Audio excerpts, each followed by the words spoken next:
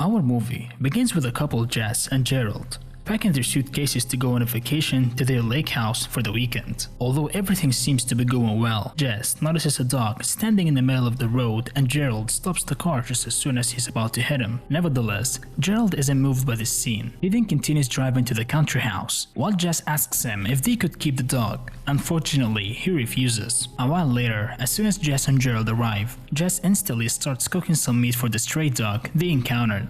Fortunately, the dog smells the food and finds his way to her. However, Gerald walks in on her while she's about to feed the dog. He then tells her that this meat costs $200 a piece and scolds her for wasting their food on a stray dog, but he tells her to leave the meat for it anyways since she cooked it. Afterwards, Jess is in the bedroom waiting for Gerald when he comes out holding a pair of handcuffs. Anxious, she notices that Gerald took Viagra to enhance his performance. She doesn't feel comfortable with the idea of being restrained. However, she tries it out just to keep him happy. After a bit of quick foreplay, she feels as if Gerald is going into an unconsensual direction. Terrified, Jess feels uncomfortable as she yells at him to uncuff her, breaking him out of his character. Although he tries to apologize for his behavior, she tells him that trying out new things in the bedroom won't save their marriage from falling apart. Relentless, he tries to coerce her into giving in to him, but Jess gets fed up and headbutts him. A few seconds later, Gerald starts to go into cardiac arrest from the Viagra pill he took. Horrified, Jess doesn't know what to do since she's handcuffed to the bed. As soon as his body falls on top of her, she starts to scream for him to wake up. She then tries pushing him off the bed. However, it doesn't help Gerald, who is not breathing. After she does that, she notices that he's heavily bleeding all over the floor. Reality then sets in her mind that her husband is dead.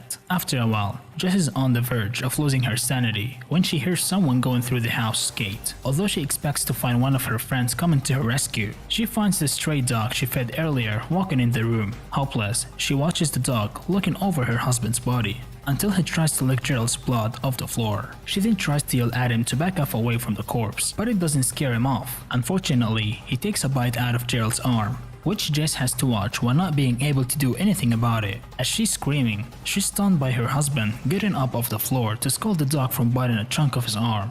Terrified, she realizes that his body is still laying on the ground. Meanwhile, she's hallucinating him being alive. After realizing that, his hallucination starts to scold her for wasting precious time while Gerald's bleeding out. Although she's hallucinating a version of herself that's encouraging her to try to get out of the handcuffs, she ultimately fails. Gerald's hallucination then tells her that she will die soon enough without food or water. Fortunately, she watches as Gerald's hallucination places a cup of water on top of the shelf above her. Since her arms are a bit short and she can't place the cup to her mouth to drink, she makes a straw with the nightgown stickage she's wearing, crashing. Jess can't keep her eyes open, resulting in her going to sleep due to stress levels being elevated. After a few hours, she wakes up to find the dog barking outside. Although she sees a man standing in the corner of the room, she soon realizes that he's just another hallucination. She then reminisces about the times she had with her family when she was younger.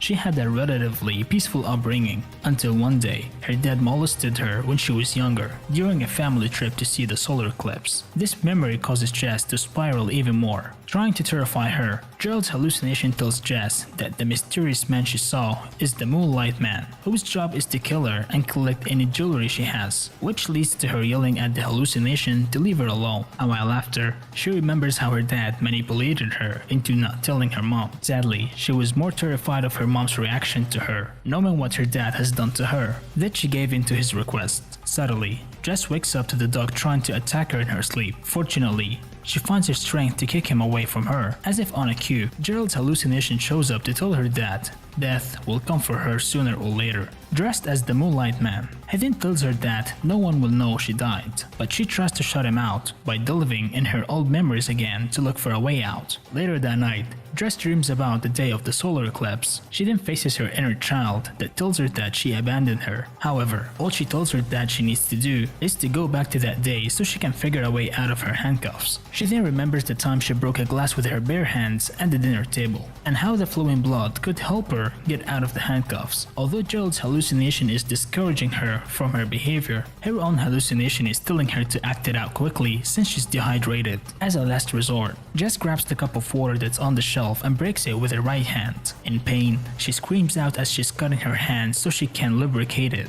As she's pulling it out of the handcuffs, she tears apart the skin and flesh from it, leaving only bones and nerves. Even as she manages to get her phone from the nightstand, she finds out that her battery died, which makes her push through the bathroom to find the key for the other handcuff. Finally free, she tries her best to bandage her hand. However, she falls unconscious due to her dehydration and blood loss. Later that night, she wakes up under the bed to find the dog trying to attack her again since Gerald's corpse is starting to rot. However, she hears the dog whimpering and running away scared from something.